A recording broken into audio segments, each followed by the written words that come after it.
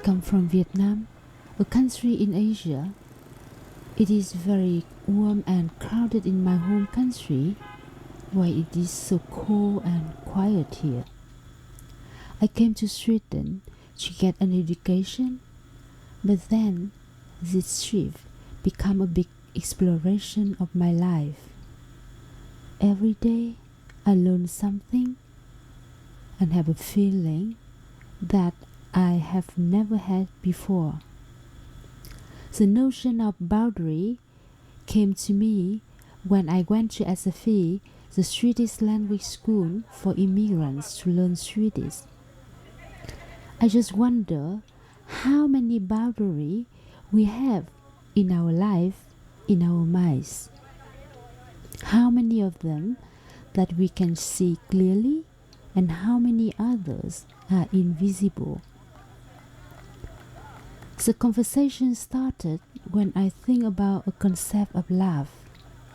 It is strange to ask and talk about love. Or maybe the concept of love is out of date. I have been trying to find out this definition. What is love? What is the relationship between a man and a woman? And how much love exists in our life? When I went to SFI, I met Asian women who come to Sweden to marry a Swedish man. It is a long way from Asia to a northern European country. I started talking with these couples, and then I talked with my friend, the art student in art academy, about this phenomenon. The couples told me about their stories, and my friend told me about all the prejudices, which is very common in Scandinavian countries.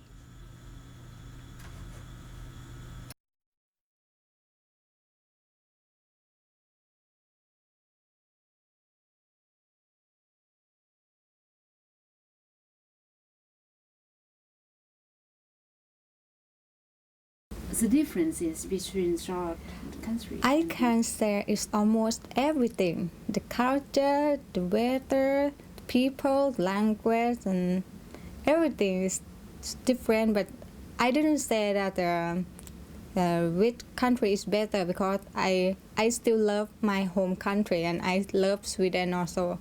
But it's just a different. It's just like how can people here manage their life?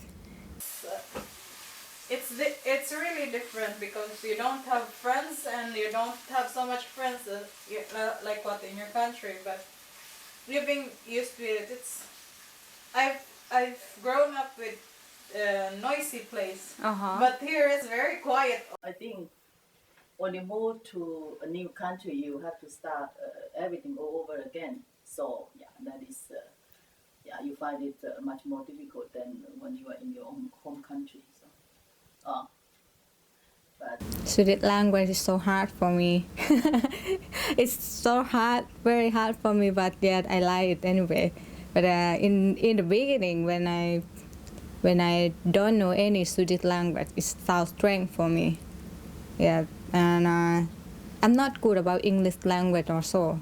When firstly I went here, so I try to speak English language, and between that I have to learn Swedish language in the same time. And it's horrible. I cannot communicate much. Yeah, but I try. It sounds like I study English language for a long time in university, but I cannot speak it out. Now I can speak English language, and I learn Swedish language now, but I cannot speak it out much in Swedish language. But it's fun. I like.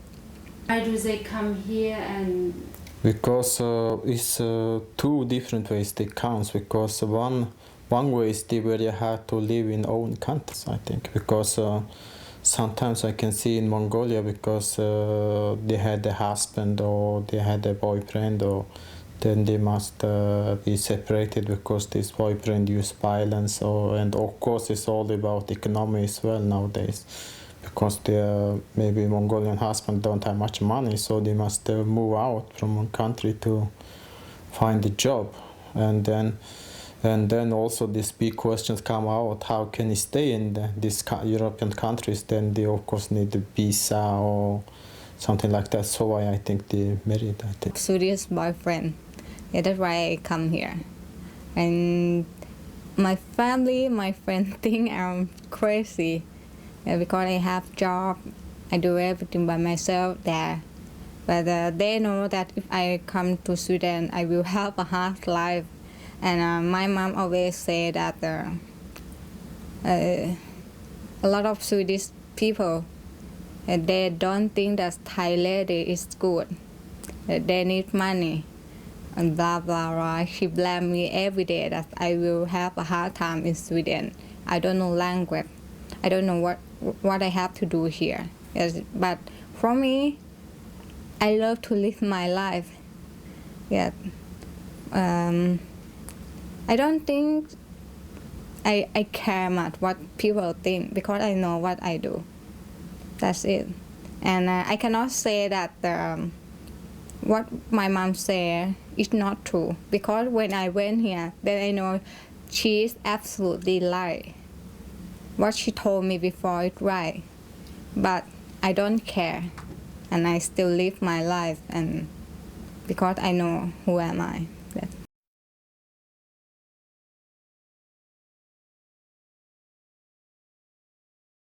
I think they're disgusting. Why? Because everybody knows that these girls don't have money. If they had money, they wouldn't be there, basically. And everybody knows. And the men knows, and I know, and the girls know, and everybody knows, but it's like they need money and the men want sex or love or something. So they help each other. And then it's fine, you could say. But I think that I still think it's disgusting somehow. How can they actually believe that this girl really loves you? I mean, it's also very sad to see these men, because there might be some girls that actually get turned on by power/money, that actually do believe themselves that I really love this man because he can give me all these material things. Fair enough, but it's an exploitation, and I feel it's really, it's kind of really disgusting, actually. When you see an Asian girl together with a white man, you think she's being used. It's not love. It's because of money. And then I'm thinking a lot about all of these children that come out of these marriages. Because one thing is two grown-up people, they decide, okay, I want to do this for money or whatever, love, or believing it's love, whatever. But then you get a lot of children of these marriages. And even though some of them might actually be in love, the rest of their lives they will live with this strong prejudice, these children, that, oh, your mother and father didn't love each other. Your father is a man that was not good enough to get a Danish girlfriend, and your mother was so poor that she had to take this guy no white lady would want. It's not the men in Denmark that are good looking or have money or clever or funny, whatever, they don't go to Thailand. It's the ones that nobody wants that go to Thailand. That's also, I guess, it's the leftover men, you know? It's really weird. I think it's like I can see like two different sides of it, because one one side though is like maybe they married because of the law, because they maybe love each other, so why they married. And all the issues is all about like maybe the Swedish men, they maybe can't have a relationship with their own country woman, so they must bring some another woman can see low down, so he can use violence, or maybe he can use the woman, I think. So the marriage, I think. Why do you think this man uses women? I think probably they want to be more power, I think. Men, we are like power, like want to show like to women like though this man has money, or from Sweden, or maybe like rich, or and like more women must be very kind to that man, I think. I don't know very much about the Thai girls' situation, but I know more about the white men's situation maybe, and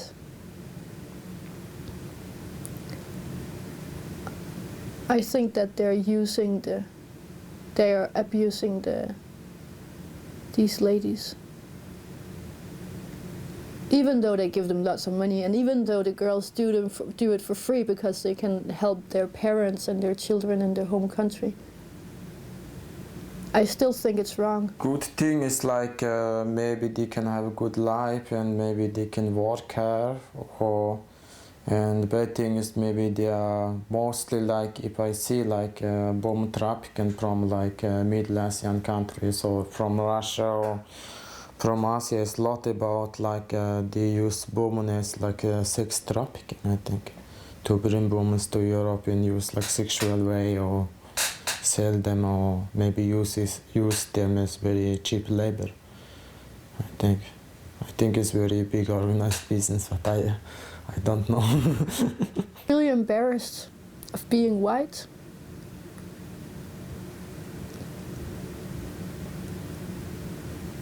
Yeah, and I think also because this is also full of prejudice, but a lot of the men that I saw, or maybe the kind of men that I would characterize as people that are not able to change that much in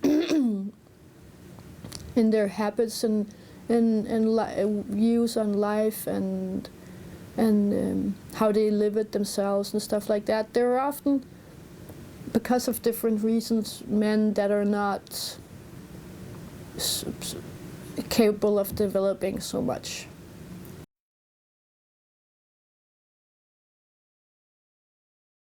What about the relationship in the family? Yeah, relationship in the family is, I think it depends on what kind of people they are, I think. Because some people is like mostly men use violence, or men use more power on women, or some families most economy is based on women, because women can easily get job, and then they work extra in home as well, because they must take care of children, and also like they must help husband, and they also help for the family, and like husband's family, in Asia it's all open like that. It's really, in Philippines, it's really hard to find the right guy. It's really, really hard, because mostly what you see in the guys there have some vices. It's either cards or drinks or women. That's the thing there. They earned around 1,000 crowns a week, but they just, on the weekend, they have to spend it to alcohol, and then going to bars with strippers. And I don't think it's very unfair, because their kids don't have clothes and everything, and then it's just after that day they don't have money the next day, and they have to fight in the street. I think the Filipino men are, I think not all, but mostly are not so good. They are sometimes selfish. The problem of Asian men, not only Filipino men, you already observe it. They have they look at themselves as high. They don't want help. They don't want something from others, from your girl. If it's like a insult to them that if a woman is a bit higher, they feel so small. And what's wrong with that? Many relationship is like men and women in Sweden. They are not so much family. They just must take care of the responsibility, what they must do. In the end, if they had the children or when the children grow up, then they don't need to do anything, so they must divorce again, I think. In Denmark, people they have many relationships, but they're faithful to that one person when they're together with that one person. So, and then they might get married, but then they get divorced and they find someone else, and then they get married and then they have children and they get divorced and they find someone else, and they and also a lot of people live together without being married, but so that does that you can have many families where there's like a lot of different mothers and fathers, stepmothers and stepfathers, and half sister and half brother, and married into the family sister and so on. That's very common, and we're not so family oriented. So it's like small units of mom and dad and some children, but when it comes to like uncles and cousins and grandmothers and stuff like that, we don't have the same strong family ties as in many other countries, I think. Yeah. Take all the Swedish families, Swedish, if I say so. They have no time with each other, and I think the biggest problems, or what you can say, that is the highest or biggest love they have, that's money. To get a high status, buy everything, if I say so. So you can show the neighbors how much you have, and then you that's the time is not being enough to each other, and therefore you talk also lots of divorces. My mentality is I like more the simplicity of the people from Europe or something, and then also the family link. Here is more simple, like okay, when you marry the man and then you are the family, and then you don't have to like have so much link from the two sides of the family, so much like social activities between that. And then this is more simple as a living, because you're more focused on the relationship between the husband and wife. Yeah. So when I met Tommy is because we feel that the value of us, we are so much similar.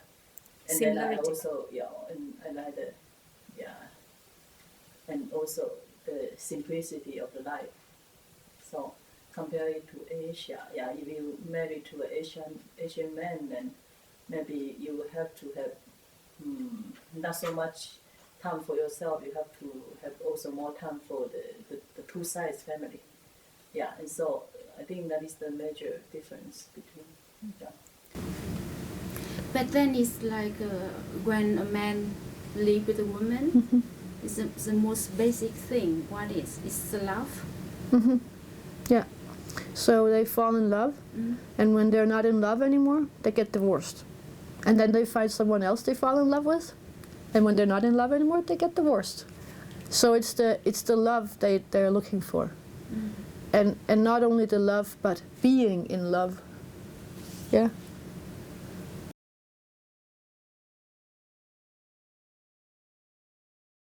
The important thing is, I think, they need to understand each other and love each other. I think it's a very important thing in life, because when there is love, and then they must have a response respect each other, I think, and help each other when they need the help, I think. Yes, so do you think that when a Swedish man or an European man, he live with a woman, and how could two different people could live together if there's no love or no respect? Because most of the men, like from Europe, they probably wash the brain of the woman, so the woman don't have any choice, so they must live anyway with the man. I think even the man is like very stupid in the head that they must live together because their situation is insecure. That you, of course, then you have to how is it that love the love him, and then also I think the most important thing that you have to be able to tolerate the difference between